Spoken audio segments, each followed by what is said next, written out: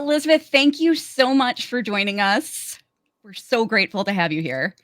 Thank you for having me, Kelly and Jesse. We're huge fans of Tian Chen, and Oh, the, thank the, you. We talk about you a lot. yeah, we do.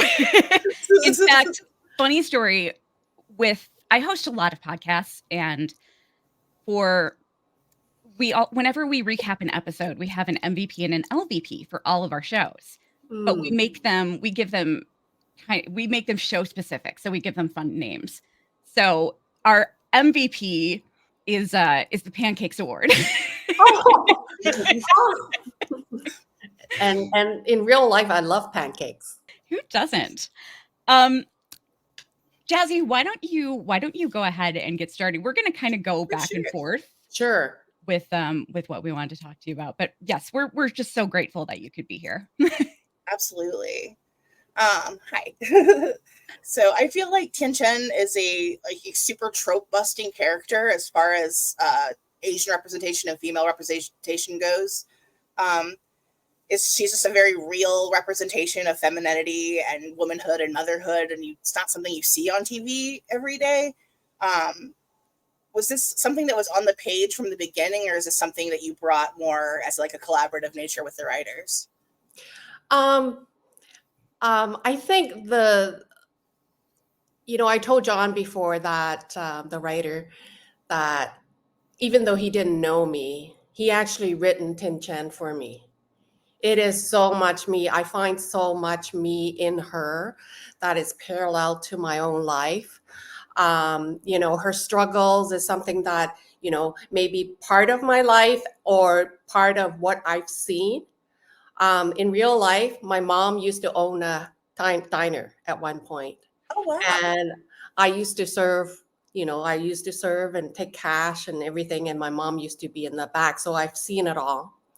And the struggle that she has with her language, it's something that I experience.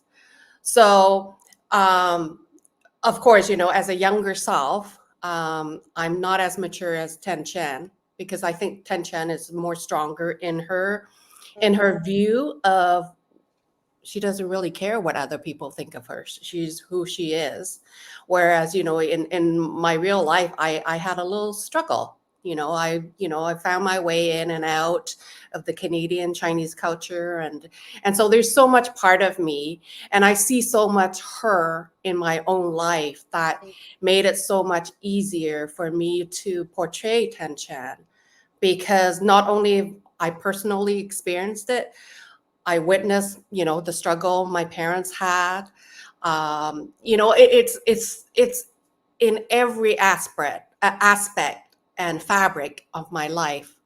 And so I think it's a collaboration of, the writing, how John created the character, and how it weaved into my own life. And that's what Tian Chen, that just brought Tian Chen forward and alive. That was an amazing answer. Thank you so much. Yeah, that was fascinating. I wanted to talk to you about the incredible scene you had in season 1 with Jade, with David Alpay. When he says to you, they come with you when you go, and he tells you the story about his grandmother. Can you talk more about what you think Tian Chen's feelings were about going home in general? Was she a little afraid to go back to her old life without her husband there? Was she kind of almost attached to this place in a way because she lost her husband there? Can you tell me a little bit about what you think her feelings were on that? I think for Tian Chen, where her husband is buried, and that's where the home should be. It's very much of the Chinese culture where the dead is buried in their homeland. And so I think there's part of Tian Chen that, she doesn't really want to go, because that's where her husband is buried. And so that separation, even though they're already separated by death, but that physical separation, I think it's very hard on her. Wow. So I think she would struggle, she struggled with that. That Mhm. makes what you said about that being a big thing in the Chinese culture, that just makes what Jade said so much more meaningful. Absolutely. Just that's That really just broke beautiful. my heart when I first saw the script. I was already crying I can because it's imagine. like, it just so close to heart, and when Jade opened up like that, it just you can't but just melt, Yeah, right? There's agreed. nothing else you could do. You just have to melt. Now, I do have a follow-up question with your relationship with Jade. So before that scene, there was your character had a conversation with Kenny in the diner, and you said something about you don't like him very much. He's selfish and lazy. And Kenny laughed and said, "That's you say that about all the people you really like." And there was a scene before then when Jade was sitting in the diner, and your character was kind of trying to calm him down a little bit and brought him tea and made him drink it. And what do you think it is about Jade that Tian Chen took to, since he's such a difficult person to get along with? I think I think Tin Chan sees it as a challenge. He's like a little rebellious child. And what she talked about, she just mentioned all the stuff that is very on the surface. He's lazy, he's annoying, and it's all at the surface of what Jade portrayed. But she didn't want to get into the deeper part where, the softer part of Jay that she likes. She likes, the vulnerability, the soft heart person that he truly is, and the longing that he truly is. So, it's like all Chinese culture, they always go with the service, but the deep down, they save that and they don't review. And so I think that's what Kenny's talked about. You only talk about all the surface stuff, but you don't talk about the deep down that you truly like them because of. Wow, that's a That great answer answer. your question? Yeah, absolutely. You guys are such a great pairing. Yeah, Like the two absolutely. of you together, great scene partners. So, how do you cope with the gloom and doom setting of the show, and does it have any effect on your mental health? Especially, your character spends a lot of their screen time grieving. Does that affect you, or are you like more able to compartmentalize? Thank you for that question. I think this is the first time that I've ever got asked about that question. Um, it does affect me, and because I have to tap into a lot of the grief and a lot of the sadness, a lot of the what we deem to be negative emotions. I have to tap into that. And once you tap into that, it's, you're going to go into a place Mm-hmm. where you may or may not want to go. But I'm very fortunate to have, friends and family, and even my castmate. Oftentimes, sometimes I do go to my castmate and have that after debrief, just so that, I can let go of all those negative feelings. And we deem to be it's deemed to be negative, but sometimes the negative feelings, those sadness, those grief, actually prompt us to go to a different place and Mm-hmm. to reflect on different things. So I'm actually the person I am because of all those mixed up emotions. But you're right. There are times that I do have to talk to a friend, talk to a castmate, Mm-hmm. let all those emotion out. But I also make a point of making sure that I stay in that place, Yeah.